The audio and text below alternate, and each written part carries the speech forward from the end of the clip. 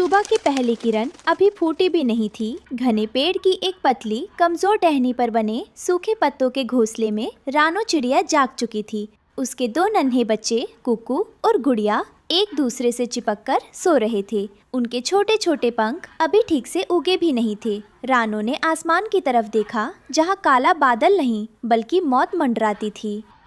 दाना तो लाना ही होगा। पेट की आग इन मासूमों को सुलाने नहीं देगी। पर भगवान, आज फिर इन्हें अकेला छोड़कर जाना पड़ रहा है। उस बेरहम कालचील से मेरे बच्चों की रक्षा करना। उसने प्यार से कुकू और गुड़िया को पंखों से सहलाया। दोनों की आंखें खुल गईं। माँ, इतनी जल्दी जा रही हो? मुझे डर लगता है जब तुम नहीं होती। हाँ माँ, मत जाओ ना। कल रात को भी पेड़ के पास किसी के बड़े बड़े पंखों की आवाज आ रही थी। रानो का दिल कांप गया, लेकिन मजबूरी बड़ी थी। उसने दोनों के सिर पर चोट सहलाई। मेरे प्यारे बच्चों, डरो मत, बस पत्तों के पीछे छुपे रहना। जब तक मैं वापस न आऊं, घोंसले से बाहर गर्दन भी मत निकालना। अगर कोई अजनबी आए तो बिल्कुल चुप हो जाना। मैं जल्दी ही मीठे फल और दाने लेकर आऊंगी। रानो ने एक आखिरी बार अपने बच्चों को देखा और भारी दिल से उड़ान भर ली। उसे क्या पता था कि आज उसके बच्चों पर क्या कयामत आने वाली है। दोपहर होते ही आसमान में एक जोड़ी बड़ी और क्रूर आंखें चमक उठीं। वो कालचील था। उसकी नजर रानो के कमजोर घोंसले पर पड़ी। आज तो रानो चिड़िया घर पर नहीं है। उसके दो रसीले नर्म बच्चे अकेले हैं। आज का दोपहर का भोजन बहुत स्वादिष्ट होने वाला है। चील तेजी से नीचे झपटा। हवा के दबाव से घोंसला हिलने लगा। कुकू और गुड़िया ने आंखें खोली तो सामने यमराज जैसा चील खड़ा था। कुकू भैया, चील आ गया, भागो! कहाँ जाओगे नन्हे चूजों? मेरी चोंच से आज तुम्हें कोई नहीं बचा सकता। जैसे ही चील ने अपनी नुकीली चोंच बढ़ाई, कुकू ने अपनी पूरी ताकत समेटी। डर ने उसे उड़ने की हिम्मत दे दी। गुड़िया, अपनी आंखें बंद करो और पंख फरफराओ। ऊपर की तरफ उड़ो। दोनों बच्चे जान बचाकर सीधे उड़े। ठीक बगल वाले मजबूत पेड़ पर मिट्ठू तोते का पक्का और सुरक्षित घर था। मिट्ठू तोता अपने दरवाजे पर ही बैठा था। बच्चों को हाँफते हुए आते देख वो तुरंत समझ गया। कुकू, गुड़िया, अंदर आओ, जल्दी अंदर आओ। जैसे ही बच्चे अंदर घुसे, मिट्ठू ने अपने घर का मजबूत लकड़ी का दरवाजा बंद कर लिया। कालचील सीधे दरवाजे से टकराया। मिट्ठू तोते, दरवाजा खोल, ये मेरा शिकार है। भाग जा यहाँ से कालचील। मेरे जीते जी तू इन बच्चों को हाथ भी नहीं लगा सकता। अगर तूने और परेशान किया तो मैं पूरे जंगल के पक्षियों को इकट्ठा कर लूंगा। गुस्से से बादल चील ने मुड़कर रानो चिड़िया के खाली घोंसले को देखा।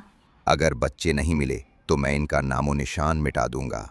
चील ने अपने मजबूत पंजों से रानो के तिनके तिनके के घर को नोच डाला और उसे हवा में बिखेरकर वहां से उड़ गया। शाम को रानो चिड़िया चोंच में दानों का गुच्छा दबाए खुशी खुशी वापस लौटी। लेकिन जैसे ही वो अपनी टहनी के पास पहुंची, उसके पैर कांपने लगे। चोंच से दाने गिर गए। वहाँ कोई घोंसला नहीं था, सिर्फ कुछ टूटे तिनके हवा में उड़ रहे थे। कुकू, गुड़िया, कहाँ हो तुम लोग? मेरे बच्चे, कोई मुझे बताओ, मेरे बच्चे कहाँ हैं? क्या उस पापी चील ने? रानो फूट फूट कर रोने लगी। वो खुद को कोस रही थी। तभी पास के पेड़ से मिट्ठू तोता, कुकू और गुड़िया बाहर आए। माँ, हम यहाँ हैं। तुम ठीक हो? भगवान का शुक्र है। मुझे लगा मैंने तुम्हें खो दिया। रानो बहन, हौसला रखो। कालचील ने हमला किया था, लेकिन बच्चे समझदारी से मेरे घर आ गए। पर दुष्ट ने तुम्हारा घर तबाह कर दिया। तभी अचानक आसमान में काले बादल छा गए। ठंडी हवाएं चलने लगी और देखते ही देखते मूसलाधार बारिश शुरू हो गई। रानो के पास अब सिर छुपाने की भी जगह नहीं थी। वो भीगते हुए अपने बच्चों को पंखों में छुपाने की कोशिश कर रही थी, पर पानी की बूंदें उन्हें भिगो रही थी। हे ईश्वर, मेरी गरीबी ही क्या मेरा सबसे बड़ा गुनाह है। अब इस तूफानी रात में मैं अपने बच्चों को कहाँ लेकर जाऊँ? बेघर रानो उड़ते उड़ते जंगल के एक ऐसे कोने में पहुंची जहां हरे भरे लंबे बांस के पेड़ उगे हुए थे। वो एक बड़े बांस के नीचे बैठ गई ताकि बारिश की सीधी बौछार से बच सके। वो लगातार रोए जा रही थी। तभी एक गहरी और गूंजती हुई पर बेहद सुरीली आवाज आई। रो मत रानो, तुम्हारे आंसू इस जंगल की मिट्टी को भारी कर रहे हैं। रानो चौंक गई। उसने डर कर इधर उधर देखा। कौन है यहाँ? कृपया हमें नुकसान मत पहुँचाना। डरो मत, मैं ये हरा बांस हूँ। मैंने तुम्हारी ममता और तुम्हारा दुख देखा है। तुम्हारी ईमानदारी और बच्चों के प्रति प्यार ने मुझे पिघला दिया है। मैं तुम्हारी मदद करूँगा। आप मेरी मदद कैसे कर सकते हैं बाबा? मेरा घर टूट चुका है। मुझे और मेरे बच्चों को कोई भी शिकारी मार सकता है। रानो, मेरी सूखी हुई टहनियों और पत्तों को काटो, उनसे अपना घर बनाओ। मैं साधारण बांस नहीं हूँ, मैं एक जादुई बांस हूँ। जो भी दिल से सच्चा होता है, मैं उसकी ढाल बनता हूँ। रानो ने जादुई बांस को नमन किया। उसने तुरंत अपनी चोंच से बांस के चमकीले और मजबूत पत्तों और लकड़ियों को इकट्ठा करना शुरू किया। जैसे ही उसने घर बनाना शुरू किया, एक चमत्कार हुआ। इनके खुद ब खुद एक खूबसूरत, मजबूत और आलीशान महल जैसे छोटे घर के रूप में जुड़ने लगे। वो घर सोने की तरह चमक रहा था और उसमें से एक दिव्य खुशबू आ रही थी। वाह माँ, ये घर तो कितना सुंदर है। इसमें तो बारिश का पानी भी अंदर नहीं आ रहा। रानो, ये तुम्हारा जादुई घर है। अब तुम्हें किसी चीज या शिकारी से डरने की जरूरत नहीं है। अगली सुबह जब बारिश थमी तो पूरे जंगल में रानो के जादुई और आलीशान बांस के घर की चर्चा फैल गई। सभी पक्षी रानो के नए घर को देखने आए और उसकी किस्मत की सराहना करने लगे। तभी वहाँ कालू कौवा आया। वो स्वभाव से बहुत चालाक, लालची और जलनखोर था। इतना सुंदर घर देखकर उसकी आंखों में लालच उतर आया। अरे वाह रानो, कल तक तो तू भीख मांग रही थी और आज इतना बड़ा महल। ये घर तो इस जंगल की सबसे ऊंची शान है, पर मुझे लगता है ये घर तेरे जैसे छोटे पक्षी के लायक नहीं है। इस पर तो मेरा हक होना चाहिए। चुप कर कालू, जब रानो मुसीबत में थी तब तू कहाँ था? अब उसके जादुई घर को देखकर तेरी लार टपक रही है। तुम बीच में मत बोलो तोते। रानो, सीधे सीधे ये घर मुझे दे दे, नहीं तो मैं इसे तोड़ दूंगा। वैसे भी तू इतनी कमजोर है, मेरा क्या मुकाबला करेगी?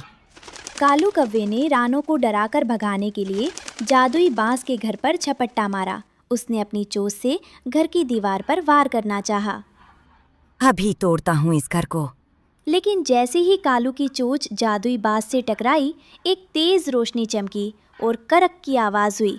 जादुई बांस ने एक झटका दिया। आह, बाप रे, मेरी चोंच टूट गई। उफ, मेरी चोंच टेढ़ी हो गई।